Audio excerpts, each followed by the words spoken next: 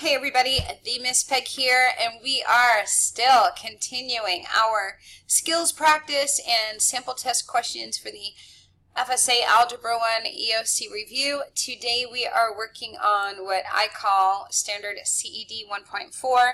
We're talking about literal equations.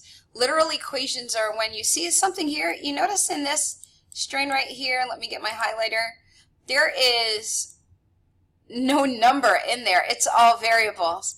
We're still going to use our basic rules of equation to isolate one of those elements inside that equation. So that's what a literal equation is. We're literally just doing the steps of equations. Okay?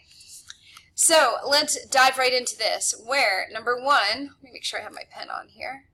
Great. Is, boom, 1. The formula for simple interest plus starting principal, where A equals amount, P equals principal, R equals interest rate per period, and T is time, is given below. Woo, that's some hefty information there. Here's what you actually need to know. They have given you a formula. This is the formula. What everything stands for is told to you here. The amount, total amount, equals all of this. All right, so really, they gave you a formula. Here's the formula. Let's move on. So the question you know is where the question mark is. So which could be used to find the time, I'm going to box that, if the amount, principal, and interest are known. So they're saying, well, if we knew all of this amount and this principal, and the principal and the interest, if we knew all that, then what would be our variable t? That's why I put a box around this t right here. So basically what that means is they want us to solve for t. So what could be used to find the time? T, right here. So here, let me rewrite the problem. That's usually the very first step all the time, is rewrite the problem. And I'm going to go ahead, first I'm going to highlight this T, boom, and I'm going to put a box around it because I want to really make it clear what we're trying to do. What we're trying to do is isolate this T, so at the end of the day I have T equals everything else. So the only thing I want left on the right hand side of this equal sign is T isolated alone by itself. Okay, that means I have to get rid of some things. So what needs to go? Well, there's some things I have to rationalize. This is the way I say, okay, well, this P needs to go and this PR needs to go. I know that, so I want to just give you a hypothetical here. If I had a, let's say, I'm going to use numbers. 50 equals 10 plus 5 times 2 times t. Let's say this is what we actually had. A is 50, P is 10. That is so funny. This P would also be 10 because P has not changed. R is 2, so that's 10. Let me just write it nice for you. This is so funny.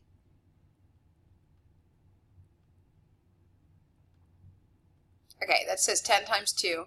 So this is my A, this is my P, this is my P, my R, my T. Those are all times each other. That's why they're stuck together. Okay? So in this real example, if I had numbers, I could not do anything with the term that is stuck to the T, because that's a coefficient of T. You're going to do multiply, divide last. So the first thing I notice is that I have to subtract this 10 on both sides. That's where I would start if I had numbers. It's the number that is added or subtracted furthest away from the term that has the variable. So how that looks on this problem here, I don't have any numbers, so I might be a little confused.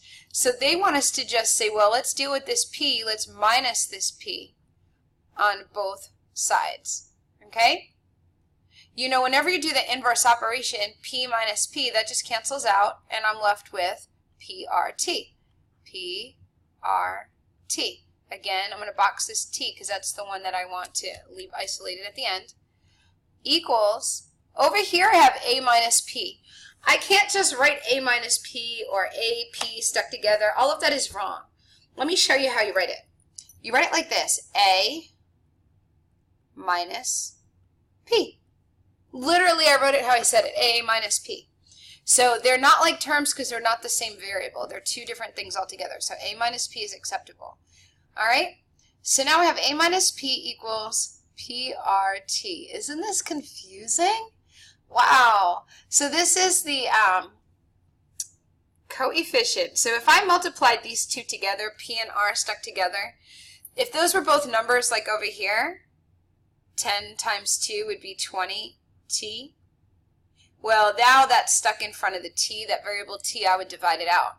And that's exactly what we're going to do right now, except they're not numbers right now, they're just letters, p and letter r, okay, principal and interest rate. So I'm actually going to divide the whole thing by PR. I'm going to show you so you can get understanding. See, this is the coefficient, PR is the coefficient for this variable t that we're trying to find. And then whatever I do to one side, I have to do to the other side. So I'm going to divide the other side by PR also. It's called P times R, principal times interest. So that means my final answer is this whole thing. So let me write it in for you. A minus P over P times R equals T. Are there any of those that look the same? Well, here we go. This one had the A minus P, but then they minused PR. That was wrong. Answer choice B, there we go. Had A minus P. They had divided by PR and just the T on this side. So that was right. There we go. Again, C would have been wrong because A minus PR was not correct on the top. And here they had A, but they added the P and the RT on the bottom. Definitely wrong on that. So answer choice B was the only one that made sense. All right. We're shuffling these around. It's like a juggling game. Back and forth, back and forth. All right. So let's go on to the next question. Keep moving here. I can't believe I just did that. There we go. Boom. Okay. All right, a line. Okay, so now we're talking about lines, equations of lines. Here we go. Yes. All right, so test my pen, number 2. A line is represented by the equation 3x plus 2y equals 4. What is another way to represent the same line? So when I hear lines of equations, there's a few different forms that you can find the equation of a line in. So right now they've given this like kind of like a standard form, but I noticed something key. All of my answers, A, B, C, and D, all start with y equals. They all isolated the y, okay? That means y is the one that needs to be alone or isolated. Also, the other thing I noticed, now you can just go ahead and isolate y and do a literal equation, basic equation rules to solve for this, which is what we're going to do. So I have 3x plus 2y equals 4. So what I want to put off to the side is when I have y equals something, if you notice here, they all have something in front of an x and they all have plus something in the end. I'm kind of going slow to let you know plus or minus something here. This is a very specific form that if you can remember the form, you're going to be able to figure out what this answer is really fast. So if you haven't figured it out yet, so when you have y equals something x plus or minus something else, well, it's going to be called slope, where m is your slope, which tells you how steep your line is. Okay, it could be ascending or descending, going down or going up. So it would be y equals your slope times x plus, ready, your b is your y-intercept. And I like to write it like that because your b is where your where the line crosses the y line. So if this is your y on a graph and this is your x on the graph, and then you have this line coming across, then wherever that line touches the y line, your graphed line, that's your y-intercept, also called b. So the two key terms in this question were slope and intercept. I know that because I took a look at the answers in advance and I said, oh, they're all in y equals mx plus b form, where m is in front of the x and b is on the end, could be plus or minus. So how can I get this equation into that form? Well, I need to solve for y. So the quickest trick on that, for me anyway, is I have 2y is still going to be there.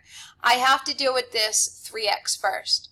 So all I'm going to do is get it to the other side of the equation by doing its opposite. So I'm going to minus 3x on both sides. So I'm going to put minus 3x, and I still had a 4 there, plus 4. So I put it right in front. I kind of bumped the 4 over, throw that minus 3x in front of it. I couldn't do minus 3x and then minus 3x on this side and call it like 7x or 1x. I cannot combine 4 and 3x. They're not like terms. Remember, 4 is just a constant number. 3x has a variable, x. So now I have 2y equals negative 3x plus 4. But see, y needs to be by itself, and that 2 is stuck to it. Stuck together, divided out. It means 2 times y. So we do inverse operation, which means divide. The opposite of multiply is divide. That's our inverse or our reverse. So the way we show divide is we do a line underneath, divide by 2 on this side. And what you do on one side, you have to do to the entire other side. So here's what I do. That divided by 2 and that divided by 2. If I had a zillion terms here, each of the zillion terms would also be divided by 2. So whatever you do on one side, you got to do to the entire other side. Well, on the left here, we're good. We got y equals. Now here, you don't have to do too much math. It literally says negative 3 over 2x. I want to leave a fraction here because it is my slope. And my slope is usually written in rise over run. Okay? The rise is how far up or down, and the run is how far over. So this would tell me negative goes down 3 and then over 2. Down 3, over 2. That's my slope in this problem. Just a little bit of review for test, okay? Refresher. So here I have 4 over 2. That means 4 divided by 2. And 4 divided by 2 is just the number 2. So I put plus 2. And so that gives me which answer choice? Y equals negative, here we go, answer choice A. Y equals negative 3 over 2x plus 2. Answer choice A, right there for you. So those are 2 problems there covering, let me clear this screen. Covering literal equations, when you're given a formula, let me go back, when you're given a formula, as in the first one, and second one, an equation of the line. Both of those two are very, very common, all right? So look forward to those on your exam. We have a couple more we're going to cover here in the very next video.